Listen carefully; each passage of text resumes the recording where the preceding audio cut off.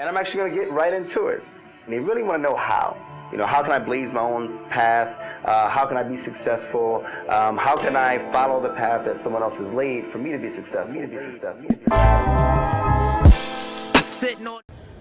Yo, it is the Queen Deasa Nubia, and I am here with another amazing Hustle and Motivate episode.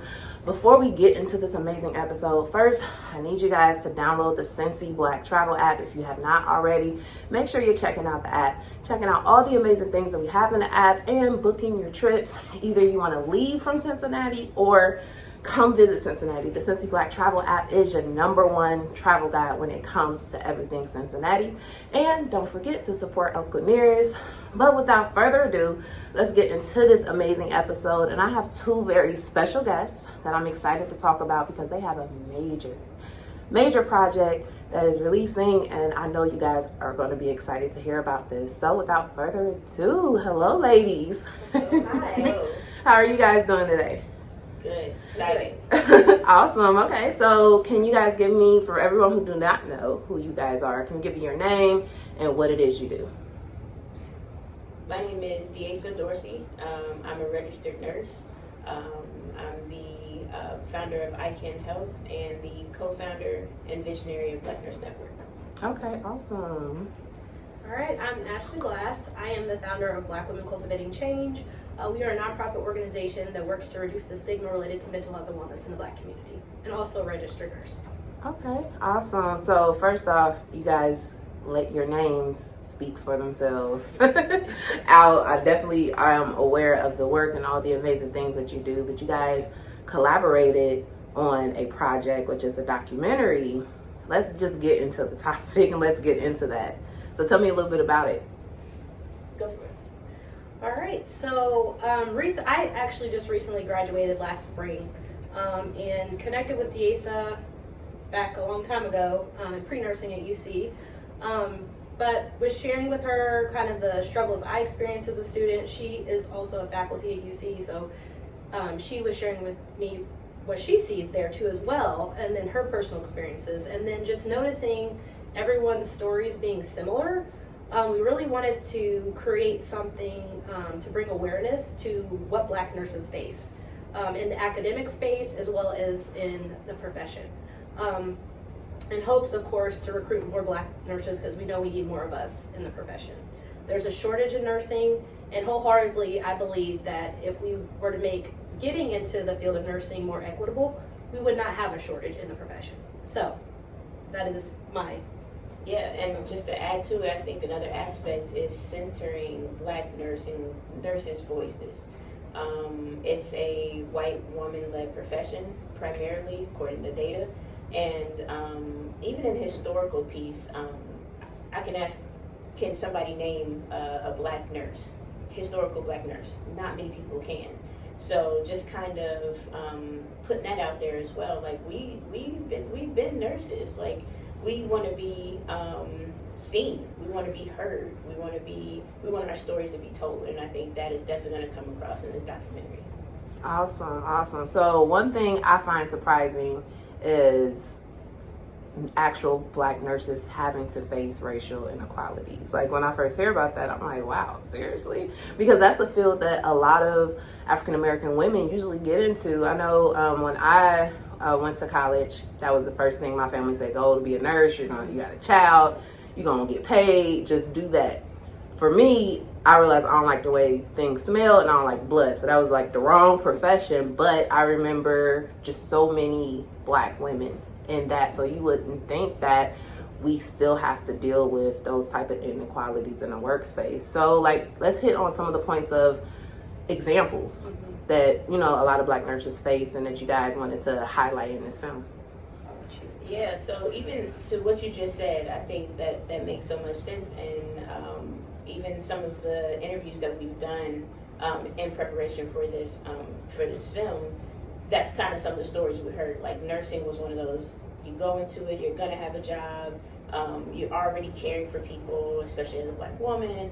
And so even before you get to the actual profession, there's so many barriers that you face. You know, whether it's ACT, SAT scores, or those, we historically know those have been racist, they're biased. You think about how much it costs to get into some of these colleges. Nursing school is not cheap by any means, and it's just going up and up and up. You know, thinking about even, I think it's the Senate bill that recently got passed that's taken away race-based scholarships, just making it even harder for, you know, for Black nurses to get in. There's admissions process that, you know, people claim is holistic, but let's see the data. Are we having more Black nursing students get into the program with this new holistic, you know, admissions process? So those are just a few of the barriers. And then, you know, you think about when you actually get in, what are the support systems like? Are there things and supportive, you know, whether it's programming or what, are there Black faculty and staff that look like us that we can go to when we have issues, or when we have, you know, somebody that we just need to talk to? So there's so many different layers to this. And again, with this documentary, we're hoping to bring that to light, expose some of these things, and ask those questions, and expect and get answers back from whether it's hospital institutions, organizations, or if it's nursing colleges, whomever. We want to get those. We want some answers. Okay. Yeah. Awesome. And I would just say too, even support for non-traditional students, because I had 3 kids going through my program, and you know, you'll hear things such as kids aren't an excuse. So you get clinical rotations and role transition, and you can either get a day shift or a night shift. They should know if you have kids, night shift is going to be extremely harder for you. That's not an excuse. Your kids are sick. That's not an excuse. So you literally have to come into these programs and truly, I hate to say it, but forget about your families, your friends. You even neglect your self-care because the bar is so high and they don't consider you as a person, which I think also is why you see the trends of nurses. You know, there's high suicide rates for nurses. There's different things that you see because burnout. You know, people go into the profession and leave quickly because, you know, you have to neglect yourself, and we want to see changes in that area too. How do we expect to have the people who are supposed to be caring for everybody else neglect themselves? That doesn't work. We know with the airplane mask thing, you're supposed to pour into yourself first before you can help others. And so that's another change I would like to see, is looking at these students as people and incorporating more self-care and mental health and support along the way, and even when you get into the profession, so that we can have people staying in the profession and have a, you know, you want a healthy nurse taking care of you, not somebody who's lacking sleep and worried about, you know, all these other things. You want someone to be able to come in and to truly be able to bring their full selves to work and to school. So Awesome, because nursing is important. Yeah. I definitely, I take care of my grandmother, my mother, my father. We have had bouts when they're in the hospital, and I have a son who's been at children's ICU several times with his asthma, and having a great nurse means all the difference. It'll make you feel better, yeah. And it raises your mood. So I definitely understand what you're talking about as far as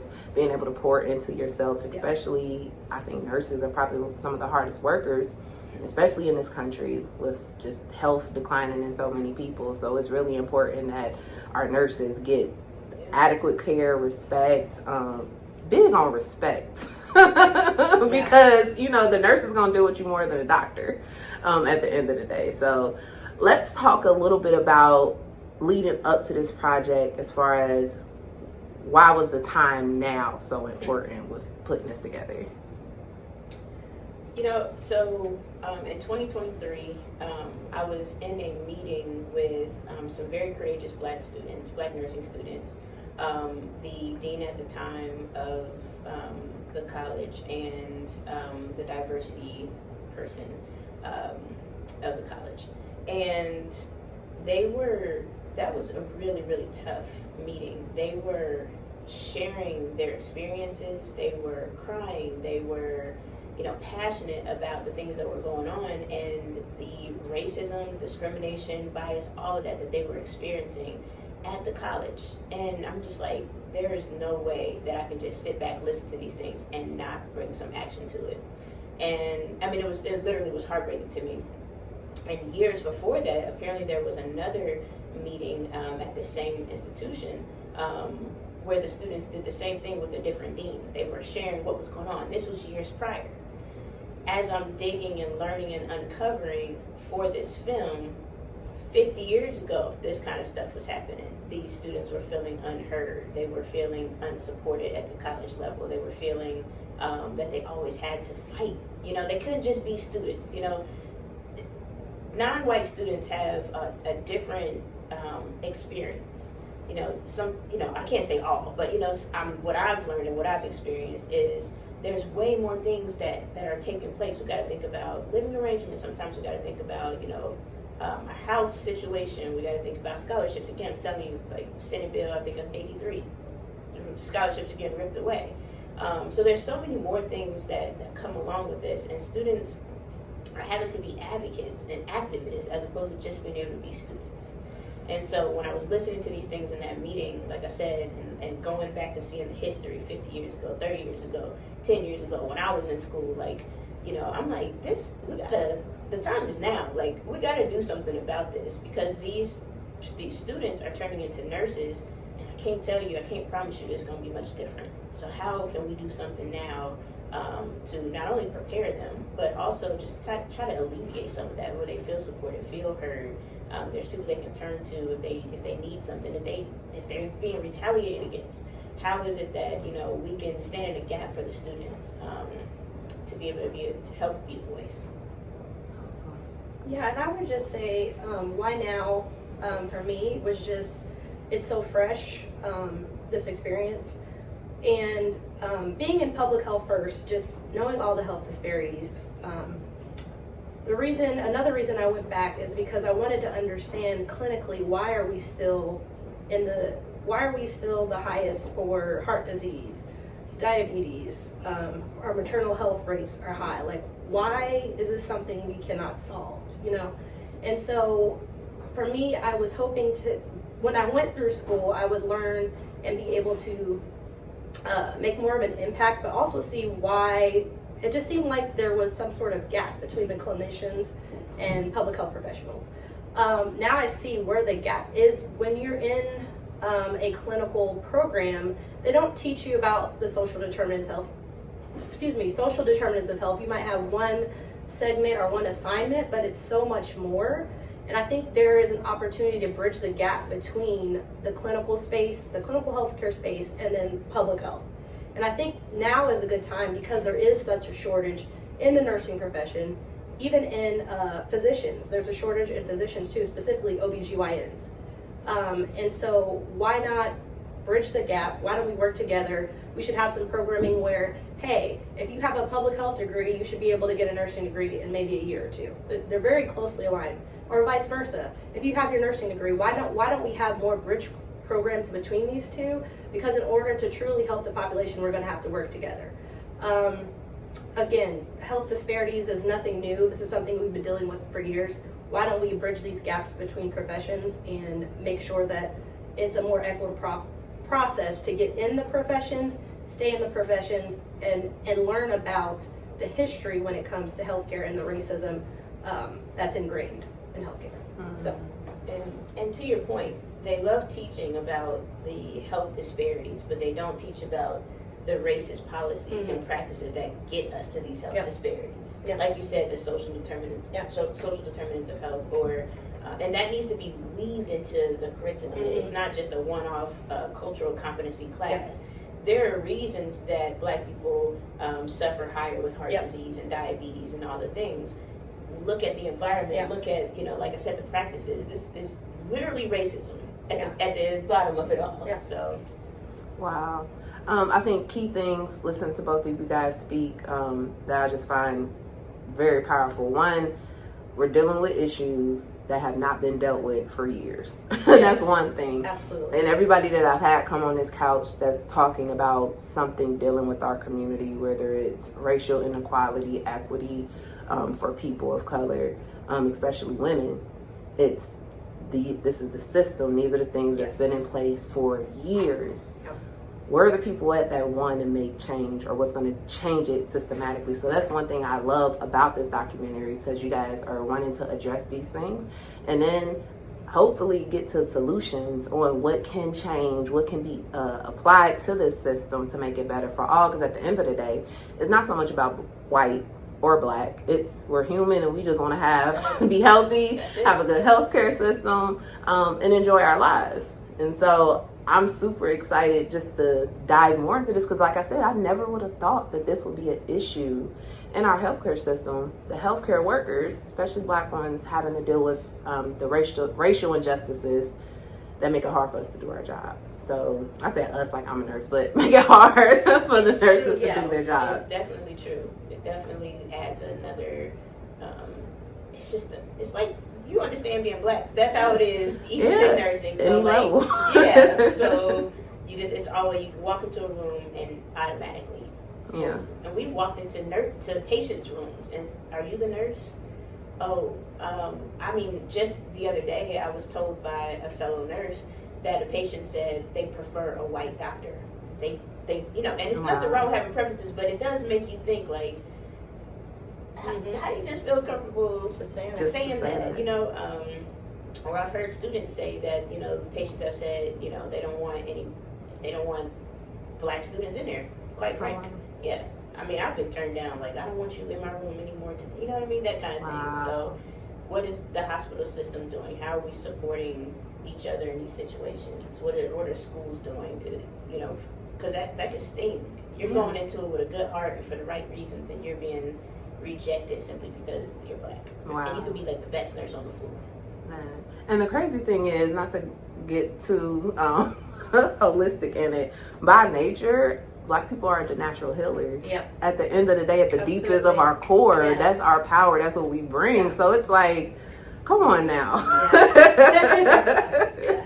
And that's exactly what we're going to bring into the documentary. Yeah, okay. We're going to bring, it's really empowering. We're talking about a hard topic, but once you see it, I've gotten chills. I'm like, oh, but I was sitting right there helping make it. No, but I still get, you know what I mean? It's really powerful. Yep. That's awesome. So what are some of the things that people are going to take away when they watch this film? Like, what are they, like, as far as a nurse, what is she going to leave this film with? And then from, I guess, the health professional business, the people that keep the system going, what should they walk away with and think about when this film is over? Go ahead, Ash. Well, from a nurse, I hope nurses feel validated. Okay. Because going through this experience, a lot of times you're like, am I really supposed to be a nurse? Like, is there something wrong with me? Am I, like, not competent enough to get through this? It can't really be this hard to take care of people. And I hope people feel that validation of, if you want to do this, you can. Don't let, these microaggressions or different things you experience prevent you from ultimately completing your goal. Also, as Deasa mentioned, the history. We are not taught our history in nursing. We are taught about a certain white nurse, Florence Nightingale, and that's pretty much the sum of it. And so we want people to get the history from black nurses, how they've contributed to the profession, but also to feel empowered. Even if you're not a nurse, we want you to feel empowered to maybe consider being a nurse, or inspire some of your family, friends, kids to go into the profession, because ultimately we need you. We need a more diverse workforce to solve these issues in healthcare. There's no way around it. And then as far as the people who work in the healthcare spaces, I just want this to be an eye-opener and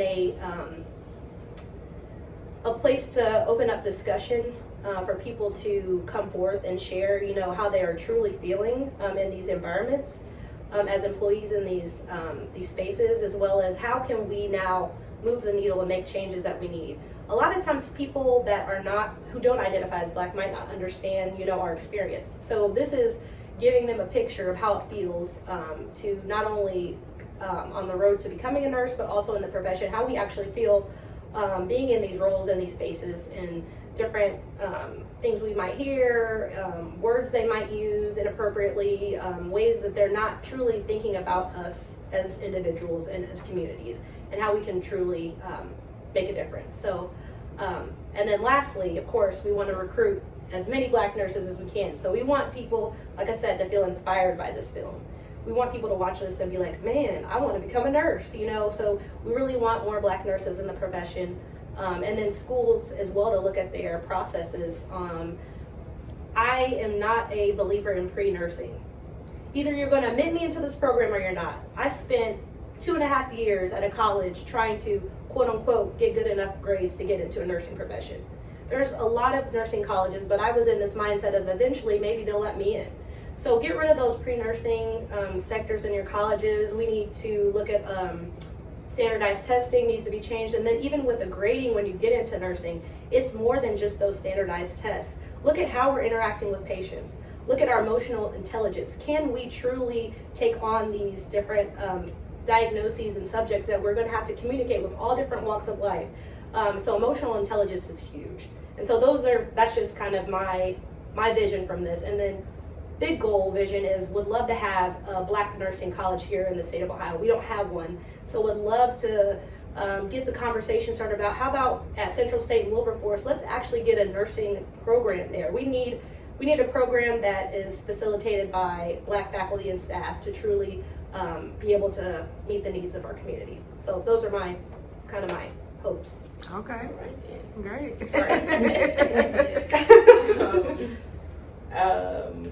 I think that we have enough data.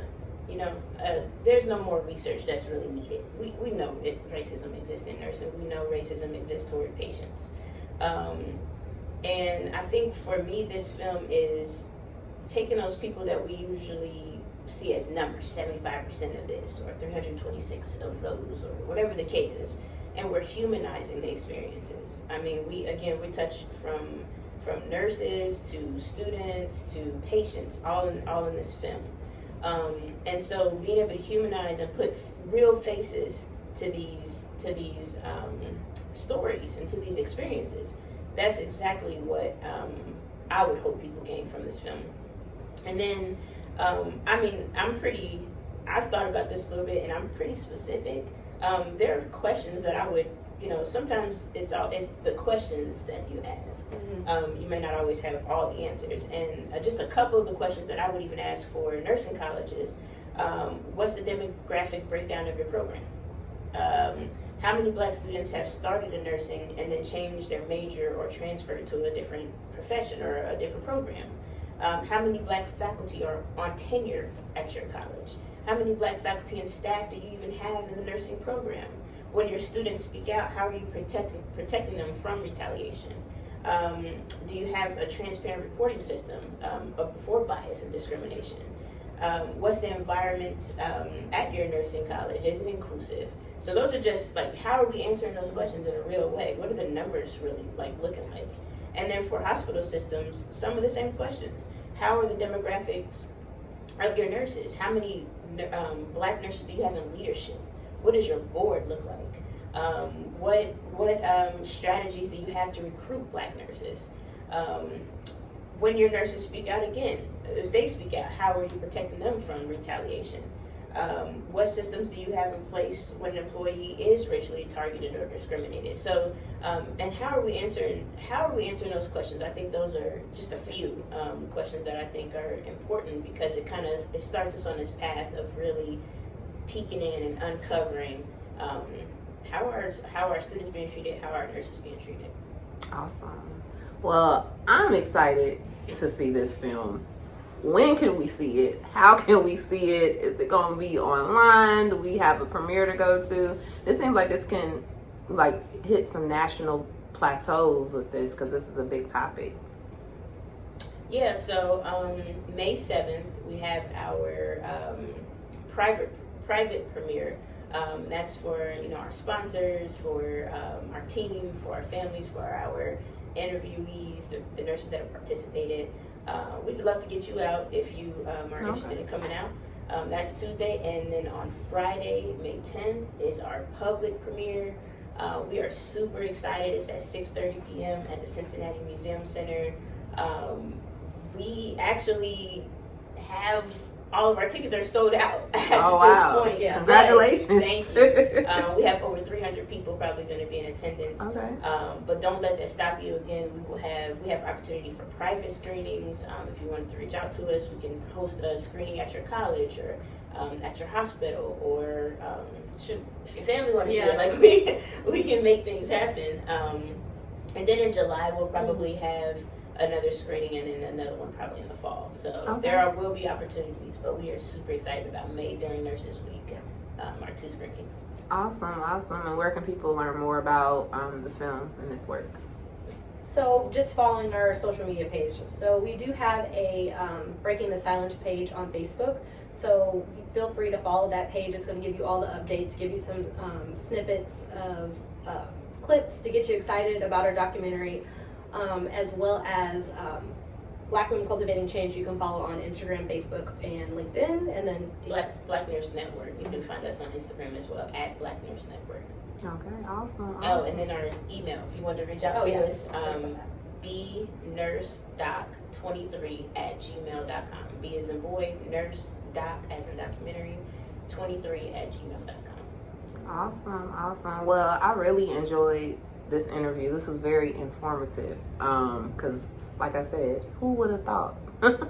You hear about it from the patient's aspects, but the actual workers, and that just can't happen. And kudos to you guys for just answering these type of calls. I always say that this work is an internal thing. You have to be, we all have that call, and only a few of us answered that call. And so kudos to you for bringing this to a national platform, to putting this work out so people can be like, oh, I never would have thought about it. And then hopefully we can get some change, so we won't, our generations behind us won't be here 10 years later doing a podcast talking about the same thing over and over. Well, they dealt with this back in the 50s. It's 2020 or 2050 and we're still dealing with it. So I'm just praying for change, and just again, thank you guys for just doing this work, and I'm excited to see where this take you guys. Thank you. Thank you for having us. All right, well, there you have it, guys. This is another amazing episode of the Hustle and Motivate podcast. I hope you enjoyed this episode. Make sure you like, follow, and share. And if you have not already, make sure you download the Cincy Black Travel app. Check us out, support, and make sure you go check out this amazing documentary, Breaking the Silence. Yes, okay, Breaking the Silence. Coming to a theater near you. We're just putting it out there, okay? It's about to be all over. So thank you guys for tuning in. But until next time, peace.